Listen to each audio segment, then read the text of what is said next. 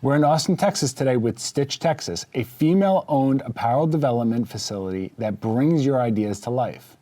In 2022, Stitch Texas was acquired by the owner of Lefty Production Co, Marta Miller. Supported by a team of outstanding women who all share the same drive and passion upon which Stitch was founded, they are all able to provide clients with a full suite of products and services for apparel manufacturing both domestically and overseas. And now we're getting an inside look at how it's all done. I'm James Webster, and this is Owners and Operators.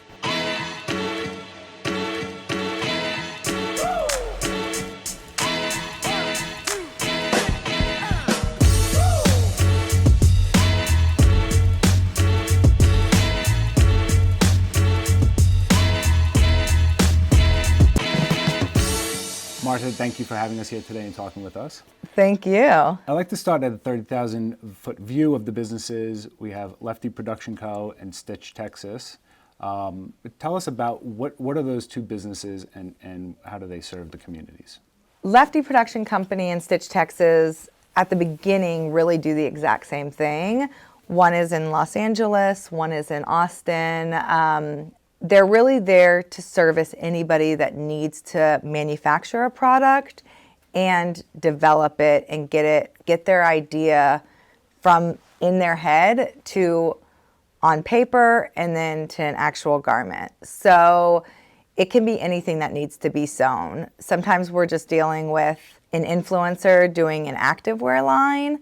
So it's straightforward leggings, sports bras, nothing too crazy.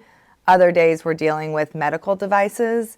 We work with physical therapists, we work with doctors, we work with surgeons, we work with vets. A lot of times the people with the ideas actually are in their profession and they see a problem that they want to solve.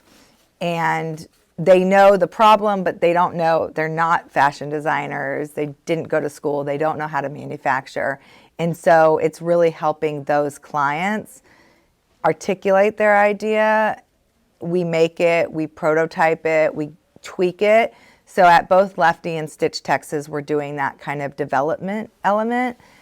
And then what's really nice about Stitch Texas, when we acquired it, now those clients have the ability to either manufacture domestically in Los Angeles, where we have all of our production, or we can take those clients overseas if that's the better route, and we can help those clients that way.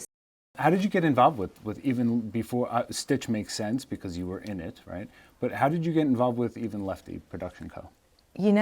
I think being an entrepreneur is a lot of falling flat on your face and figuring out like your next best move. I never in a million years would have thought that this is what my career would have been.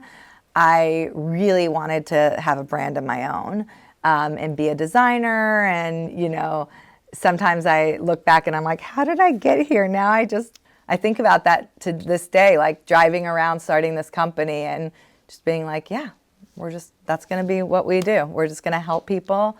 It'll be a small, we'll help small brands. I have I have a client right now that's 12.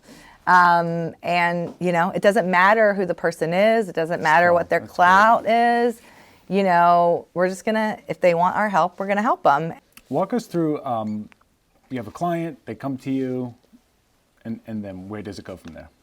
Sometimes we, spend a month really understanding what exactly does this person need, and let's give them the whole picture of what it's going to look like.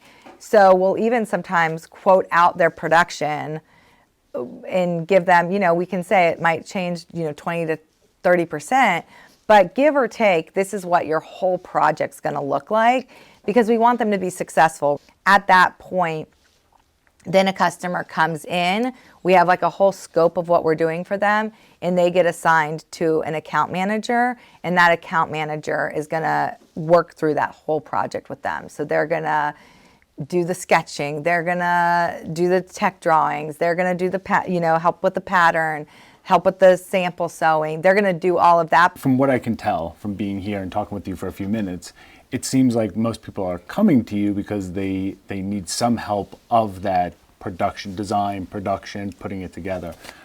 or if not all of it, right? Yeah. So to go through that with them, just to me, makes a lot of sense. You know, America's really lost its ability to manufacture.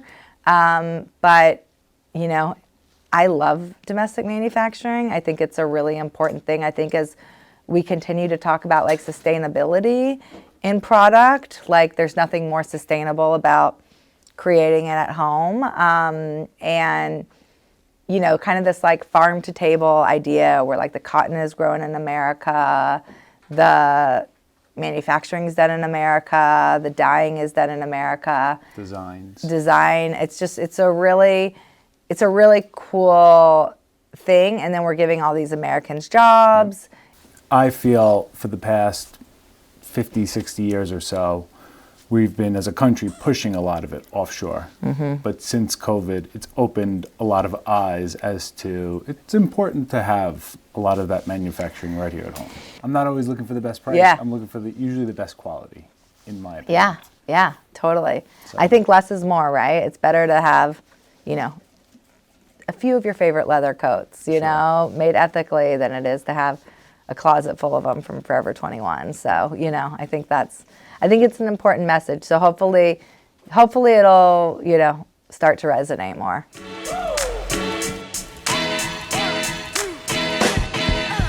Let's, if you don't mind, let's talk about you for a moment. Talk to me about your day-to-day and what that's like with the businesses.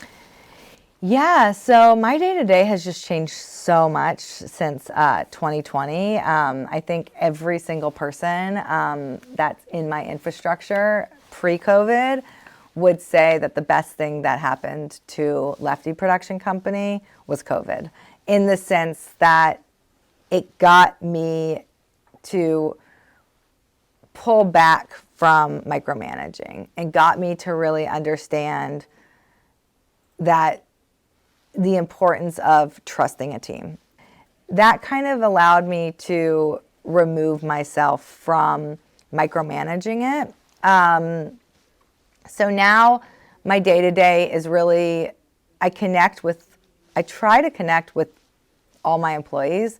And so I really just talk to employees all day, you know, and then from that conversation with somebody, you hear, oh, wow, like, we need another quality controller. The quality controller is backed up. That team is bottlenecked. Or, oh, we might be looking at another pattern maker right now. Like, you know, that whole system is bogged down. And so if you talk to your team and you really get, you know, have a great conversation with them, you know, we try to keep it, you know, like on topic, but then I can really hear what the company needs.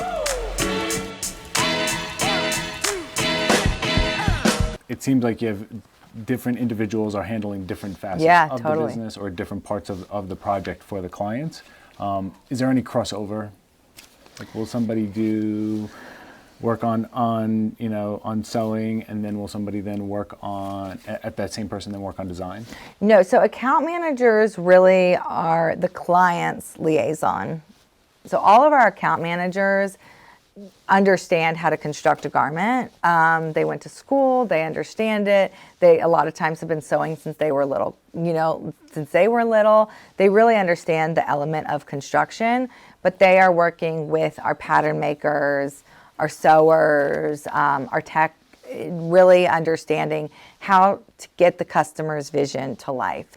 That makes sense. Before something goes to production, are you in-house making oh, yes. You're making like a sample, or? I never put a knife to the goods until like the customer knows exactly what they're getting. Are your clients in one general area, or are they all over the country? Oh my gosh, all over the country. And the best thing about Stitch is now we can kind of serve Texas, Oklahoma, Arkansas, Tennessee, you know, so we're kind of able to serve the South a little bit more without people having, I really think that it's an in-person thing. I love client meetings that are face-to-face. We can do a lot of it. In COVID, we got really good at Zoom fittings. So we can do it, but there's just nothing better than coming in face-to-face. Where do you get most of your clients? There's not that many people that do what we do.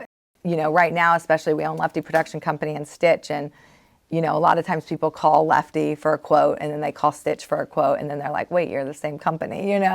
So I think a lot of people do this in a consulting basis. You might have like a small, but to have a company that has as many ways to flex our muscles, there's not as many options for clients. So a lot of it is really word of mouth. Your vision has changed over the years as you went into it really as a designer or looking to design and manufacture your own, and then it's really morphed into what you are today, which I believe you referred to it earlier as an incubator for those startups or smaller designs. Yeah, if you need something sewn. That's great. Any advice for somebody looking to start in either a company like yours or somebody, maybe one of your clients? It seems like you're helping a lot of people that are in that startup phase of garment manufacturing or garment production. Yeah, I would say, so we have over 200 clients between both companies, and I've built at this point at least 200 brands, and I've seen a lot of them, explode, and I've seen a lot of them implode, and I would say the common theme for the ones that don't make it is that they try to be an expert into something that they're not. We live in this world where everybody thinks that it's not that hard, but this industry and making product is super hard, and making product in a trustworthy way is even harder. And so I always tell people, spend that extra $3 and make your garment $3 higher. Nobody's going to not buy your garment because it's $3 more. Go with a supplier that you trust. That is everything. What is next for Lefty Production Co. and Stitch Texas? I think Stitch Texas, I can't even believe it's only been a year. I think that the way that the two companies have learned to harmonize but still keep their own identity has been really interesting for me.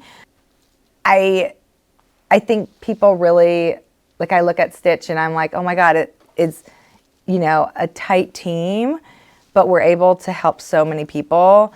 But I think being in close areas, so I wouldn't be surprised if maybe I, build one in Tennessee or, maybe when the baby goes to preschool, maybe I'll think about that. But for right now, I'm just gonna keep things,